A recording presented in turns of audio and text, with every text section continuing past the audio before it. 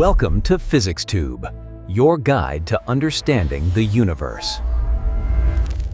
आज जो हम लोग चैप्टर पढ़ने वाले हैं वो है motion in A straight line. ठीक है, ये चैप्टर आज तक जैसे भी पढ़ा होगा, मैं इतना बोल सकता हूँ कि आज ये चैप्टर लगभग 10 मिनट के अगर तुम ये चैप्टर देख लोगे तो मुझे नहीं लगता कि जितना टॉपिक होगा उसमें कुछ डाउट बचेगा। ठीक है, ये चैप्टर जितना भी एग्जाम पॉइंट ऑफ व्यू से ये चैप्टर बहुत इंपॉर्टेंट है, क्योंकि यही से एक्चुअल में फिजिक्स का क्या होता है, जो बेसिक अंडरस्टैंडिंग है वो यहाँ से स्टार्ट होता है। ठीक है, अब इस चैप्टर में जितना भी होगा मतलब एक को पढ़ के हम लोग क्या करेंगे, उससे सिमिलरिटी रख के कुछ और को समझने के लिए, मतलब यहाँ पर एक को पढ़ के 10 या उससे ज़्यादा टॉपिक को हम लोग कवर करने वाले हैं। ठीक है, तो ये वीडियो बिल्कुल भी स्किप मार के एकदम स्ट्रेट फॉरवर्ड एकदम देख लेना और अच्छा सा कॉपी में नोट बना लेना। ठीक है, और ये चैप्टर अगर समझ में नहीं आया तो मान लो कि नीट या जेई में लगभग 20 मार्क्स तुम्हें हाथ से जाने वाला है। ये जितना भी प्रीवियस ईयर का पेपर एनालिसिस करके मैं देख चुका हूँ, लगभग अराउंड 20 मार्क्स ये आता ही है। ठीक है, तो चलो इसको शुरू करते हैं। अच्छा, फर्स्ट क्या होता है? फर्स्ट है मैकेनिक्स। ठीक है, अब मैकेनिक्स का मतलब क्या होता है? मैकेनिक्स एक फिजिक्स का ऐसा ब्रांच है जहाँ पर हम लोग क्या करते हैं, किसी भी बॉडी का स्टेट को हम लोग स्टडी करते हैं। ठीक है, अब स्टेट मतलब क्या हो सकता है, या तो वो दो स्टेट में हो सकता है, या तो वो रेस्ट में हो या फिर मोशन में हो। ठीक है, तो इसलिए यहाँ पर लिखा है mechanics is the branch of physics that deals with the condition of rest और motion of the material object around us. ठीक है, सिंपल। नेक्स्ट चलते हैं। अब यहाँ पर rest and motion are relative terms. Relative terms किस लिए लिखा है, सोच के देखो। मान लो तुम कहीं पर एक ट्रेन में जा रहे हो।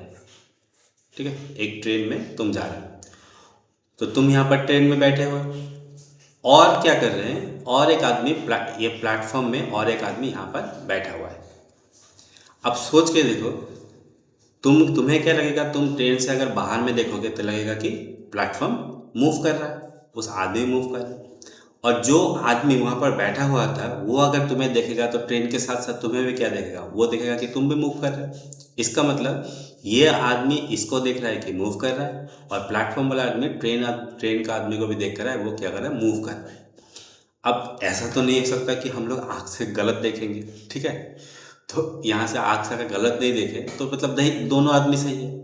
लेकिन भाई प्रॉब्लम यहाँ पर है कि एक टाइम में दोनों आदमी सही कैसे हो सकता है? ये बोल रहा है कि मैं रेस्ट में हूँ, तू मोशन में है, वो बोल रहा है मोशन तू है, मैं रेस्ट में हूँ।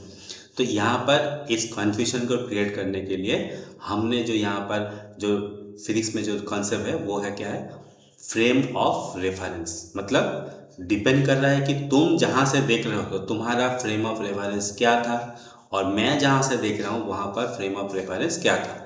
जैसे इस ट्रेन वाले पर्सन का फ्रेम ऑफ रेफरेंस था मोशनल, क्योंकि ट्रेन मोशन में है। ठीक है, वही जो प्लेटफॉर्म वाला पर्सन है इसका फ्रेम ऑफ रेफरेंस क्या है, रेस्ट है। ठीक है, क्योंकि ये प्लेटफॉर्म रेस्ट में है, प्लेटफॉर्म मूव नहीं कर सकता। तो इस रिलेटिव टर्म को इसीलिए बोला गया है कि प्लेटफॉर्म का जो आदमी है वो किसके रेस्पेक्ट में देख रहा है कि मैं रेस्ट में हूँ, ट्रेन में जो पर्सन है उसके रेस्पेक्ट में वो देख रहा है कि मैं रेस्ट में हूँ। ठीक है, सिमिलरली जो ट्रेन का जो पर्सन है उसको कैसे पता चल रहा है कि मैं मोशन में हूँ, वो बाहर का जो सराउंडिंग है उसको देख के डिसाइड कर रहा है कि मैं मोशन में हूँ। That means the state of a body is in motion or is in rest decided with respect to the surrounding particles or surrounding bodies. That's why rest and motion are relative terms. ठीक है, एकदम crystal clear. Next topic में चलते हैं। Next क्या है, rest क्या है, मोशन क्या है। देखो बहुत ही बेसिक कॉन्सेप्ट है और एकदम मतलब एक वर्ड को याद रख लोगे तो जिंदगी में कभी नहीं भूलोगे। ठीक है, तो हम लोग क्या करेंगे, एब्सोल्यूट क्वांटिटी टाइम को मान लेंगे। ठीक है, टाइम एब्सोल्यूट क्वांटिटी है। अब कोई भी ऑब्जेक्ट टाइम के रिस्पेक्ट में अगर पोजीशन चेंज कर रहा है तो भाई क्या होगा, वो मोशन में होगा। और अगर चेंज नहीं करेगा, do not change, then it is a rest object. समझ में आया? अगर टाइम के हिसाब से पोजीशन चेंज किया तो मोशन, नहीं किया तो रेस्ट। ठीक है, नेक्स्ट। अब ये फ्रेम ऑफ रेफरेंस जो हम देख रहे थे ये एक्चुअली में है क्या, ठीक है। A frame of reference is A coordinate system or point or set of points with respect to which the position and state of an object measured। मतलब फ्रेम ऑफ रेफरेंस मतलब किसी भी ऑब्जेक्ट का पोजीशन को define करना होता है, लेकिन किसके रिस्पेक्ट में करेंगे, सराउंडिंग का कोई भी ऑब्जेक्ट होगा उसके रिस्पेक्ट में हमें क्या करना है, इसका फ्रेम ऑफ रेफरेंस कैलकुलेट करना है। क्लियर।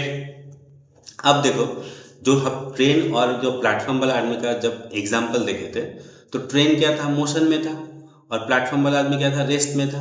इसका मतलब फ्रेम ऑफ रेफरेंस यहाँ पर क्या दो टाइप का हो सकता है, ठीक है।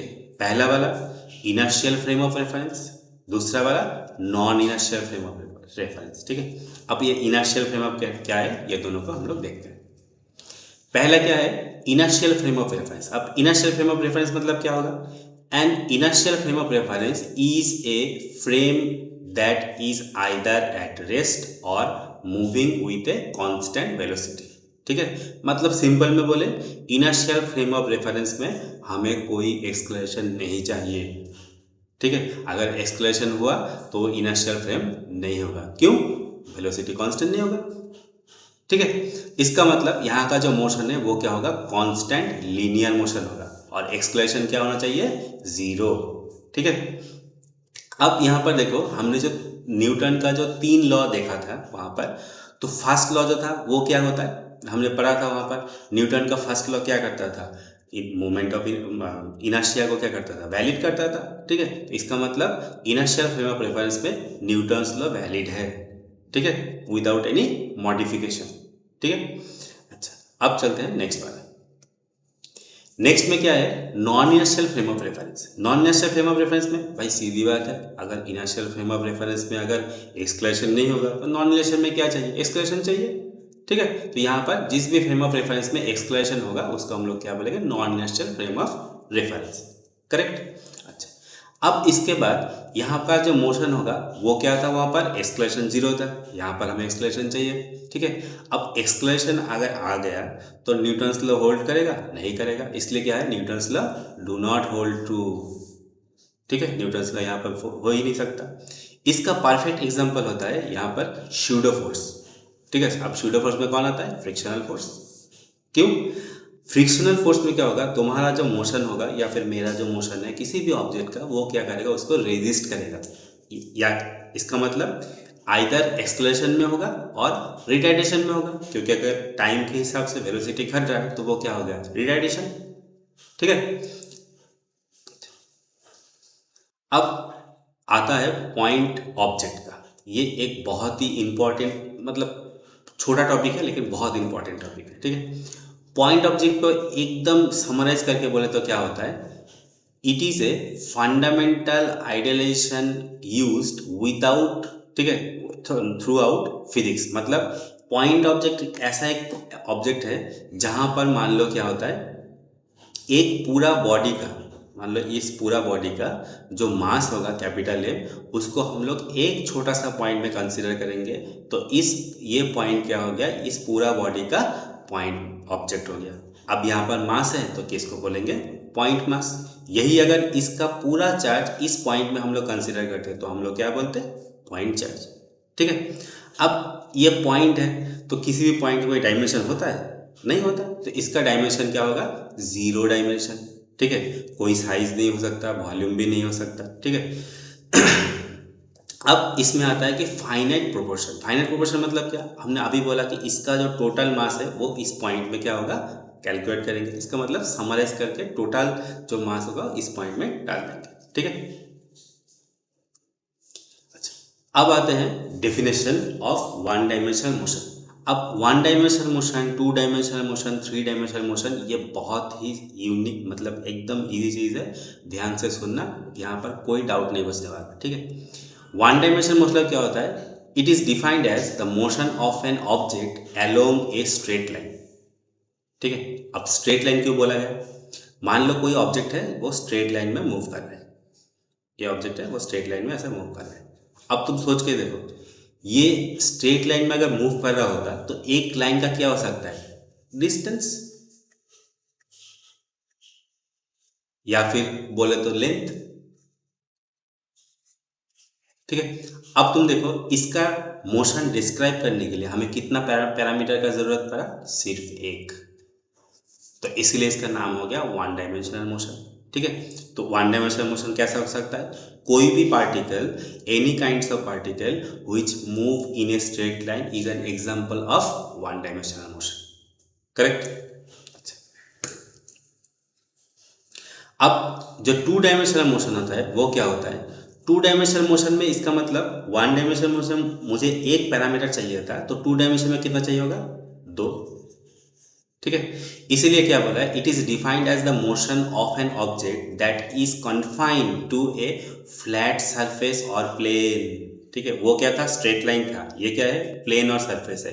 क्यों, क्योंकि किसी भी प्लेन को देखो अगर एक्सप्रेस करना होगा तो मिनिमम हमें क्या, दो पैरामीटर चाहिए, और दो पैरामीटर कौन कौन होता है, एक हो गया लेंथ, दूसरा हो गया ब्रेथ।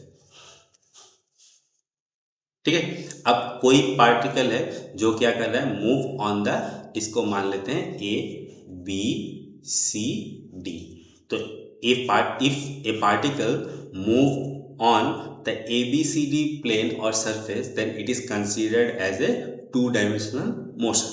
ठीक है, अब देखो पहले वाला को अगर हम लोग देख लेंगे तो ये वाला यहाँ पर क्या होगा, सिर्फ उसका सिमिलर होगा। कैसे, मोशन इलेक्ट में प्लेन, जब ऑब्जेक्ट जो मोशन करेगा वो कहाँ पर होना चाहिए, प्लेन में होना चाहिए। ठीक है, उसका जो कोऑर्डिनेट होगा वो दो होगा, क्यों, पैरामीटर दो है तो दो कोऑर्डिनेट, एक एक्स में जाएगा दूसरा वाई में जाएगा। ठीक है, जैसे पहले हमने बताया था, ये इसको अगर हम लोग वाई मान लेते हैं तो इसको क्या मानेंगे, एक्स। ठीक है, अब आता है कि independent of component. Independent component मतलब क्या होता है, एक्स का कंपोनेंट वाई के यहाँ पर क्या मतलब डिपेंडेंट नहीं होगा, और वाई का यहाँ पर एक्स के ऊपर डिपेंड नहीं होगा, दोनों का अलग अलग कोऑर्डिनेशन है। तो the motion is analysed by breaking it down into two separate independent one dimensional motion.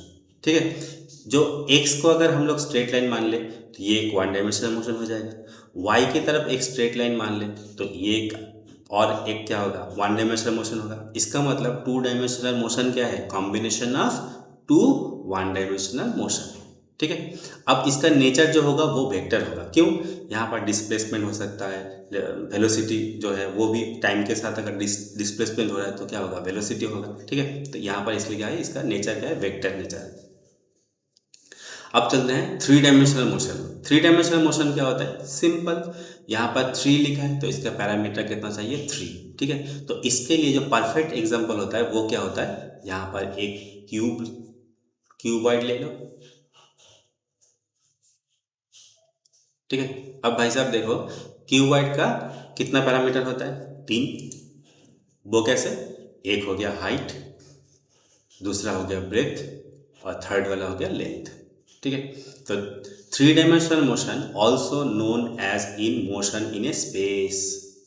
ठीक है, ये बॉडी जो यहाँ पर मूव कर रहा है स्पेस में, इसका क्या होगा, तीन कोऑर्डिनेट होगा, लेंथ ब्रेथ हाइट, इसलिए यहाँ पर बोला है मोशन इन ए स्पेस।